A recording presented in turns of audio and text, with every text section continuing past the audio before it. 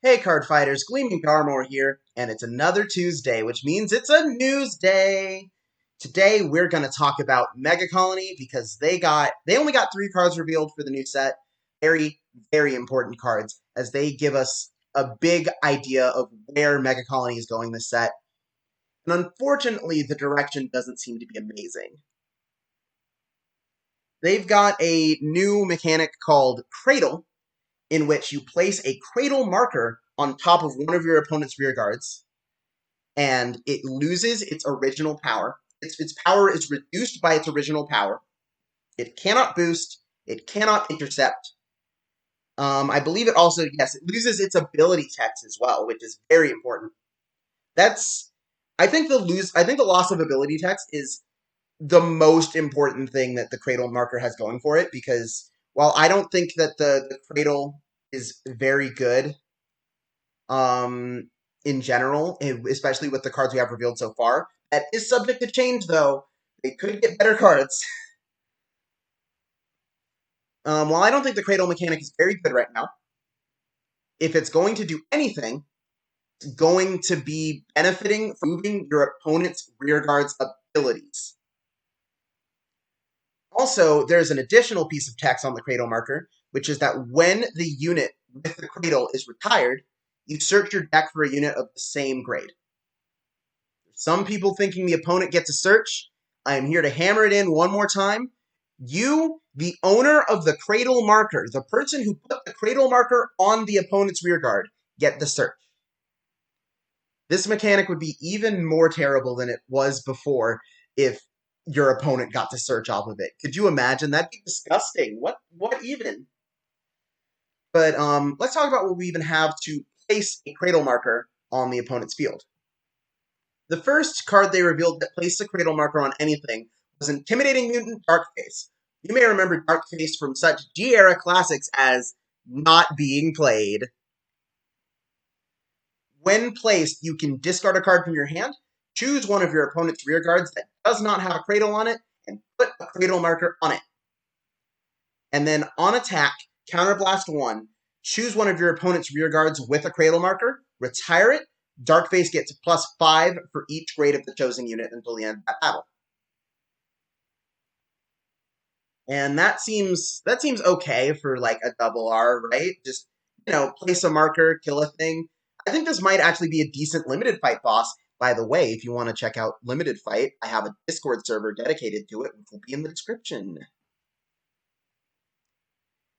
But the problem with Cradles arises when we look at the VR for Megacolony in the set. Evil Governor Darkface Gredora. You may remember Gredora from such classics as topping worlds and beating golds that one time because somebody made a really good meta call. Good job on them. Act Vanguard Circle once per turn. Counterblast 1. Choose up to 2 of your opponent's rear guards without Cradle Markers on them. Put Cradle Markers on them.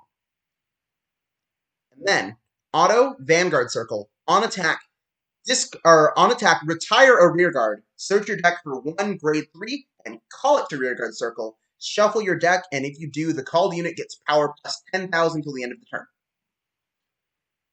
Oh, Gredora. You had such a chance to not be painfully underwhelming. Like, okay, I get that this places 2 Cradle Markers. That's neat. Here's the problem. Is Gredora being our VR and her ability being placed 2 Cradle Markers sets a very clear ceiling on what the mechanic can do. There may be other pieces that would help the deck, but they will never raise this ceiling of what one singular Cradle card can do, which is place 2 Cradle Markers.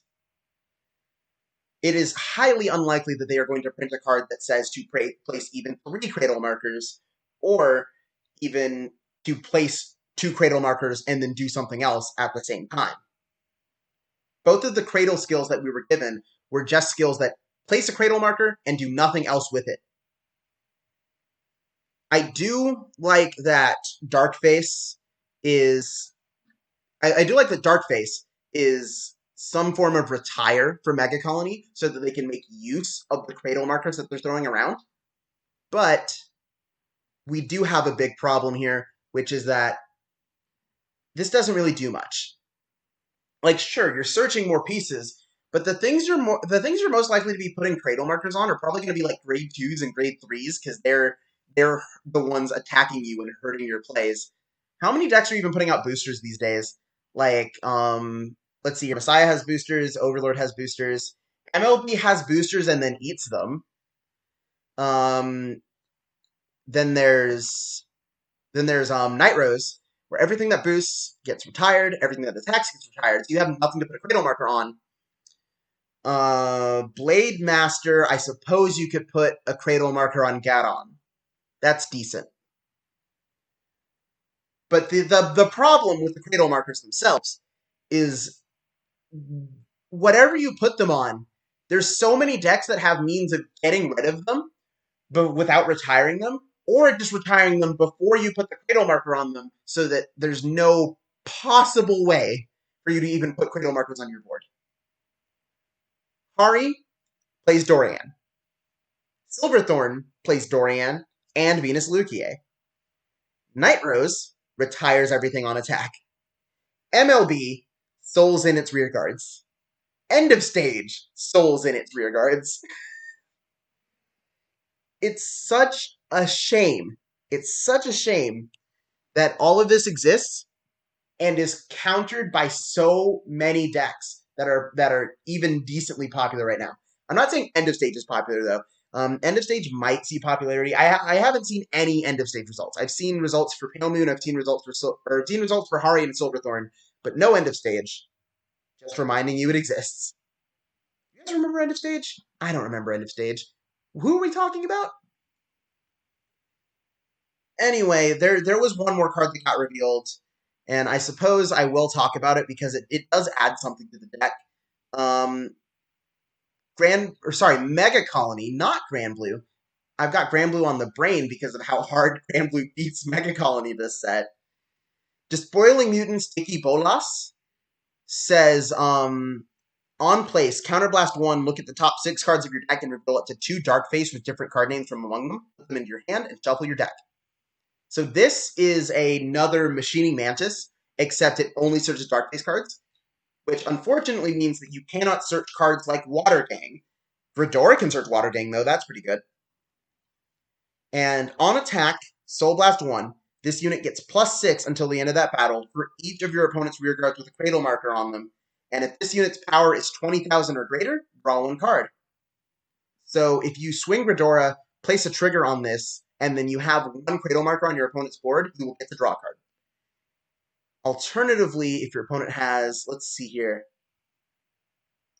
Yeah, 2 cradle markers. That's 21. That's 21. If your opponent has 2 cradle markers, then you get to draw a card. If your opponent has no cradle markers and you just double trigger and put it on this, you get to draw a card. That's pretty good. I think Bolas is like the best of these 3 cards. Actually, it's the one that shows absolute most promise, and that is just added consistency for your deck. And what is this? Oh, this is a triple R. How unfortunate. I was about to think about its capabilities in Limited Fight, but it is a triple, unlike Darkface, which is only a double. Why is Darkface a double R and this is a triple R? I'll never understand. Darkface is also pretty solid as just like a card in general. It's just, like, for a double R, it's very solid, but it's not fast enough. It's not on par with the rest of what things are doing right now. You've got MLB, which is constantly gaining advantage through its free 5k shield on every attack, its extra drive, its additional draw triggers, its retires from Blaster Blade and Blaster Dart, its recycles with Starcall Trumpeter. They've got Levero. There's so many cards that MLB has that are still good even right now, and just add them advantage. And also, they're doing things with MLB like right now they're kind of starting to skew towards adding additional shield value into their deck via playing things like Galatine as a 10k vanilla. But I suppose that Megacolony could end up playing their big fat shield vanillas, right? That's a thing they could play and then add to their hand, and that's yes. That's something. That's something. I think it's very important that we think about what Megacolony could do because, oh lordy, someone's gonna have to think of something good to do with this, right? Or else, like, all this suffering of all these Megacolony players for nothing. Except you, Travis. Shut up. It just goes to show that every set, without fail, they're just going to take Megacolony in a new direction and not think about the direction they were going before and do nothing with that direction they were in before, and it's going to be bad. Like, Gun Colio is getting a few tops now. It wasn't getting many when it came out. Like, Gun Colio just kind of. Unfortunately, Gun Colio beat my decks. Gun Colio was good exclusively against decks I played, and that was it. And those decks weren't even good at the time. And then what did machining what's it? Stag Beetle? Machining Stag Beetle? Or Spark Beetle, was it? Spark Hercules. Machining Spark Hercules. What did that do? I'm probably making a lot of Megacolony players really angry right now, but that's okay. It's okay. We are all okay. Anyway, that's been enough out of me. See you guys some other time.